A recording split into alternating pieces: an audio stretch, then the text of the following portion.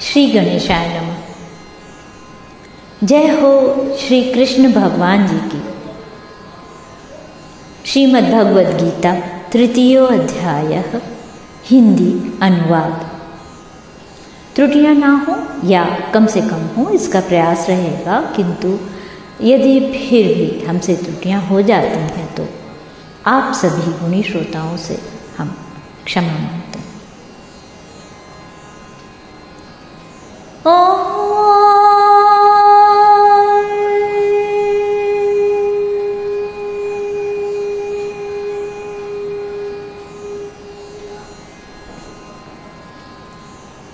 अर्जुन बोले, हे जनार्दन, यदि आपको कर्म की अपेक्षा ज्ञान श्रेष्ठ मान्य है तो फिर हे केशव, मुझे भयंकर कर्म में क्यों लगाते हैं? आप मिले हुए से वचनों से मेरी बुद्धि को मानो मोहित कर रहे हैं, इसलिए उस एक बात को निश्चित करके कहिए जिससे मैं कल्याण को प्राप्त हो जाऊं। श्री भगवान बोले, हे निष्पाप, इस लोक में 2 प्रकार की निष्ठा मेरे द्वारा पहले कही गई है। उनमें से सांख्य योगियों की निष्ठा तो ज्ञान योग से और योगियों की निष्ठा कर्म योग से होती है।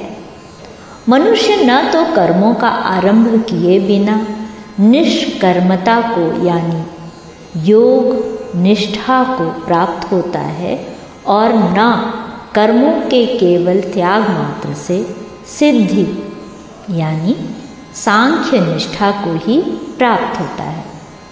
निस्संदेह कोई भी मनुष्य किसी भी काल में क्षण मात्र भी बिना कर्म किए नहीं रहता, क्योंकि सारा मनुष्य समुदाय प्रकृति जनित गुणों द्वारा परवश हुआ कर्म करने के लिए बाध्य किया जाता है। जो मूढ़ बुद्धि मनुष्य समस्त इंद्रियों को हठ पूर्वक ऊपर से रोककर मन से उन इंद्रियों के विषयों का चिंतन करता रहता है, वह मिथ्याचारी अर्थात दंभी कहा जाता है। किंतु हे अर्जुन, जो पुरुष मन से इंद्रियों को वश में करके अनासक्त हुआ समस्त इंद्रियों द्वारा कर्म योग का आचरण करता है, वही श्रेष्ठ है। तू शास्त्र विहित कर्तव्य कर्म कर, क्योंकि कर्म न करने की अपेक्षा कर्म करना श्रेष्ठ है तथा कर्म न करने से तेरा शरीर निर्वाह भी नहीं सिद्ध होगा। यज्ञ के निमित्त किए जाने वाले कर्मों से अतिरिक्त दूसरे कर्मों में लगा हुआ ही यह मनुष्य समुदाय कर्मों से बंधता है। इसलिए हे अर्जुन, तू आसक्ति से रहित होकर उस यज्ञ के निमित्त ही भली भांति कर्तव्य कर्म कर।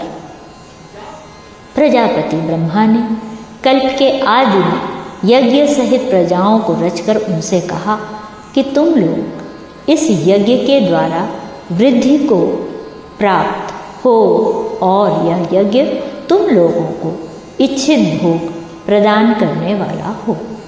तुम लोग इस यज्ञ के द्वारा देवताओं को उन्नत करो और वे देवता तुम लोगों को उन्नत करें।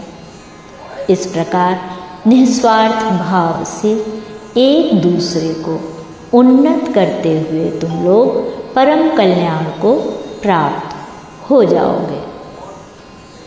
यज्ञ के द्वारा बढ़ाए हुए देवता तुम लोगों को बिना मांगे ही इच्छित भोग निश्चय ही देते रहेंगे।